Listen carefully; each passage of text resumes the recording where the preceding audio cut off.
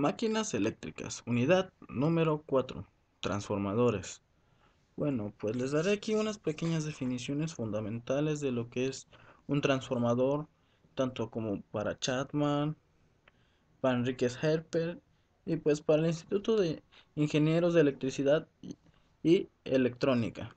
Para Chapman, un transformador es un dispositivo que cambia potencia eléctrica alterna de un nivel de voltaje a potencia eléctrica alterna a otro voltaje mediante la acción de un campo magnético. Y pues según Enríquez Herper, el transformador es un dispositivo que transfiere energía eléctrica de un circuito a otro conservando la frecuencia constante. Lo hace bajo el principio de inducción electromagnética. Tiene circuitos eléctricos que están eslabonados magnéticamente y aislados eléctricamente. Usualmente lo hace con un cambio de voltaje, aunque esto no es necesario. Y pues el Instituto de Ingenieros en Electricidad y Electrónica define al transformador como un dispositivo eléctrico consiste de uno, dos o más devanados, con o sin núcleo magnético y con acoplamientos magnéticos entre los circuitos eléctricos. Los transformadores son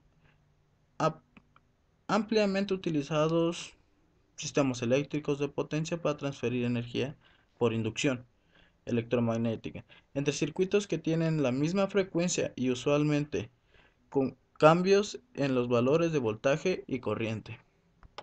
Bueno, pues a continuación les daré pues, el principio de funcionamiento de un transformador, que es un transformador basa su principio de operación en la ley de inducción electromagnética de Faraday, es decir, que se basa la operación mutua de fenómenos eléctricos y magnéticos.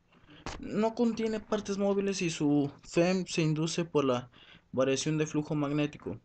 En el análisis de los transformadores se utilizan algunos términos que resultan de gran importancia distinguirlos para su mejor utilización, los cuales son primario.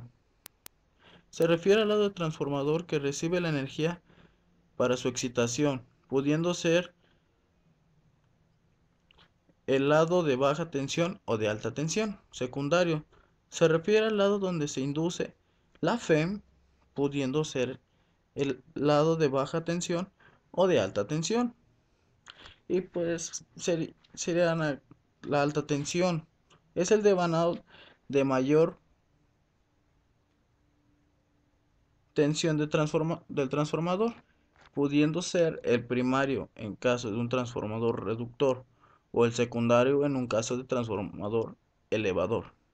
Baja tensión es el devanado de menor tensión del transformador, pudiendo ser el primario en caso de un transformador elevador o el secundario pues, en un caso de transformador reductor.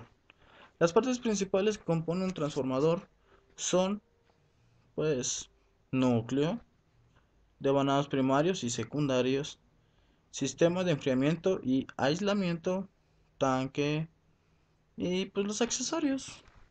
El circuito magnético o núcleo tiene como función conducir el flujo magnético generado del transformador, además de con concatenar mag- a mag- magnéticamente los circuitos eléctricos primario y secundario. El devanado primario y secundario componen los circuitos eléctricos del transformador. Su función es crear un campo magnético para inducir una fuerza electromotriz en el secundario y pues transferir potencia eléctrica del primario y secundario de acuerdo con la ley de inducción electromagnética de Faraday. El sistema de enfriamiento y aislamiento lo conforman materiales aislantes diversos como por ejemplo cartón prensado, papel craft, esmalte, barnices y el propio aceite aislante o dieléctrico. Y ahora pasaremos al análisis de un transformador ideal. En la forma más sencilla, la teoría de un transformador se supone que es, se desprecia la pérdida en el núcleo, Los flujos establecidos por las corrientes en los embobinados son encerrados enteramente en el núcleo. En otras palabras, el acoplamiento magnético de los dos embobinados es perfecto. Todo, todo el flujo establecido por una bobina enlazada al de la otra y viceversa. Son despreciables resistencias de los embobinados y son despreciables las capacitancias entre los embobinados aislados y el núcleo, así como entre las vueltas y entre la embobinada. 2. El transformador no ideal de núcleo lineal es lo que vamos a ver. Esto ya voy a hablar a continuación. Comparado con el ideal, este transformador tiene las siguientes imperfecciones.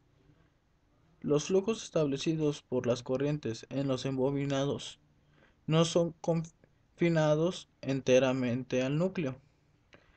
El enlazamiento del flujo total de cada devanado no es el mismo. Los embobinados tienen resistencia en, en transformadores a muy altas frecuencias. En el rango de radio de frecuencia, los efectos de capacitancia no son despreciables. El estudio de la transferencia máxima de potencia por los dispositivos igualadores de impedancia son, como sabemos, la eficiencia de una máquina es la razón que hay entre la potencia de salida y la potencia de entrada de la misma.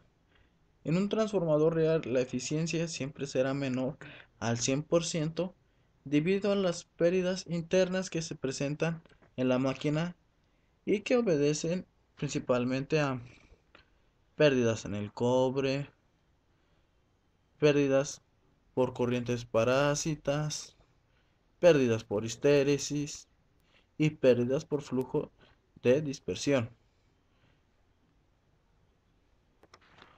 Puesto las pérdidas se clasifican en dos grandes grupos, que son pérdidas magnéticas y pérdidas en el cobre.